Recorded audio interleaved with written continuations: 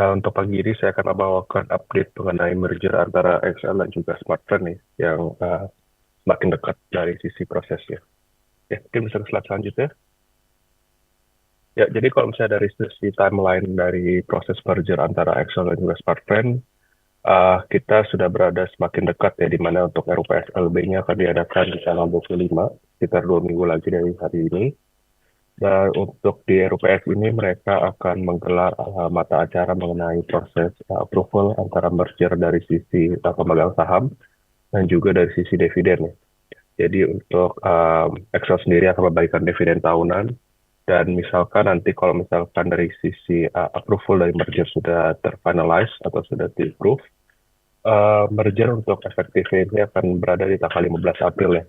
Jadi memang dari sisi perusahaan menargetkan untuk proses merger ini akan selesai sebelum di first half 2025 nanti.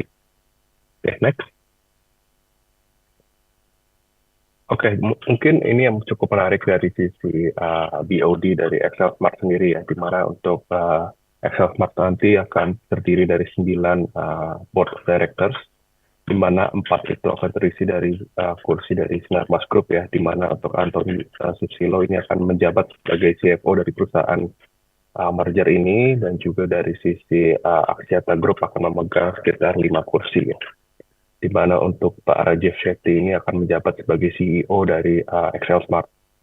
Nah, untuk Pak Rajeev Shetty ini sebelumnya beliau sudah menjabat sebagai CEO dari Robi Axiata dari Bangladesh, dan ini menjadi langkah baru untuk Pak Rajeev untuk berkontribusi lah untuk di pasar Indonesia sebagai CEO dari Excel Smart yang baru.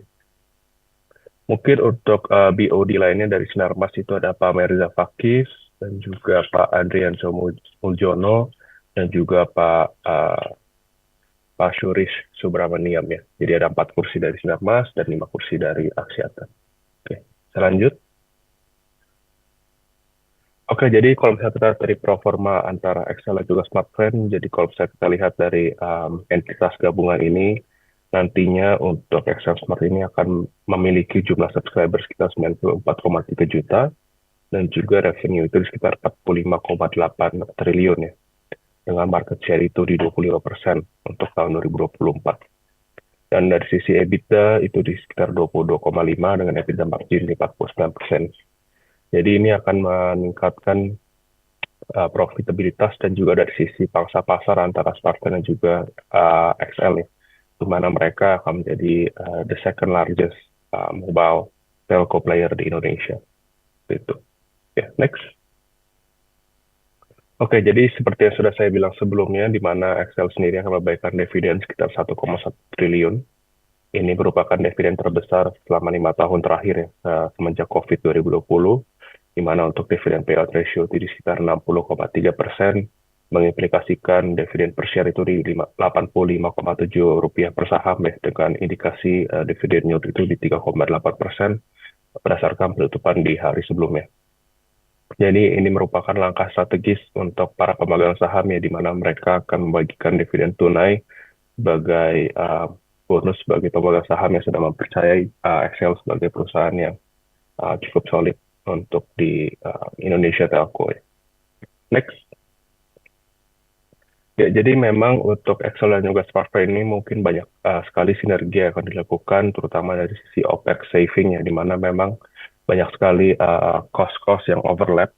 Salah satu contohnya ini merupakan tower lease ya, di mana mereka memiliki sekitar 67.000 tower yang sebagai total, di mana sekitar 20%-nya itu mereka akan coba kolokasi ya, di mana untuk overlapping sites mereka itu mereka akan kolokasi tempat baru, dan ini bisa mengindikasikan adanya cost saving sekitar 1,7 triliun ya, setiap tahunnya, atau setara sekitar 7,4% dari EBITDA entitas gabungan.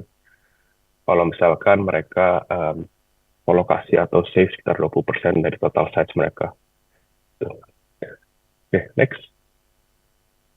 Ya, jadi kalau misalnya kita belajar dari historical industri ARPU sebelumnya di tahun 2014 antara XL dan juga Axis, dan juga di tahun 2021 antara Indosat dan juga Hutchinson, di mana selama 3 tahun setelahnya itu setelah merger memang secara industri ini ada peningkatan ya secara ARPU di mana tahun 2014 sampai 2016 ini ada peningkatan ARPU sekitar 5,4% dan sebesar 2,8% dari tahun 2021 hingga 2023. Jadi memang untuk merger di tahun ini mungkin kita meningkatkan overall secara ARPU ya di industri telco Indonesia di tahun 2025 ya.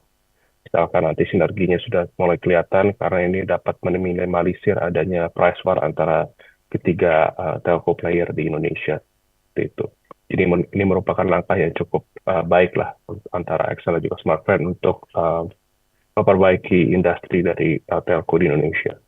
Dan untuk secara spektrum ya, jadi untuk spektrum nanti XL dan juga Smartfren ini akan menjadi the second largest spektrum holding di Indonesia dengan tambahan adanya spektrum high band dari Smartfren dan juga low band yang ini akan meningkatkan potensi untuk sinergi antara 4G dan juga 5G dan juga meningkatkan adanya potensi adanya fixed wireless access ya untuk sisi broadband market.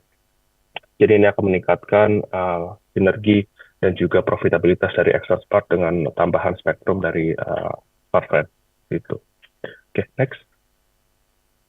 Ya, jadi untuk XL juga Smartfren nanti juga ini membuka peluang adanya ekosistem baru ya antara Axiata Group sebagai holding dan juga Sinarmas Group sebagai holding dari Indonesia Conglomerate ya. Jadi memang banyak sinergi yang akan dilakukan dan membuka peluang antara Axiata dan juga Sinarmas sebagai contoh adanya Dana Wallet, kemudian ada data center dan juga Linknet dan juga fiber optik dari Moratel yang nanti akan menjadi berkesinambungan antara dua konglomerat besar antara dari Malaysia dan juga Indonesia sendiri. Jadi ini merupakan langkah strategis yang cukup positif ya antara XL dan juga Smartfren. Itu. Ya, mungkin itu aja yang dapat saya sampaikan untuk hari ini. Terima kasih. Balik para Geleda. Thank you.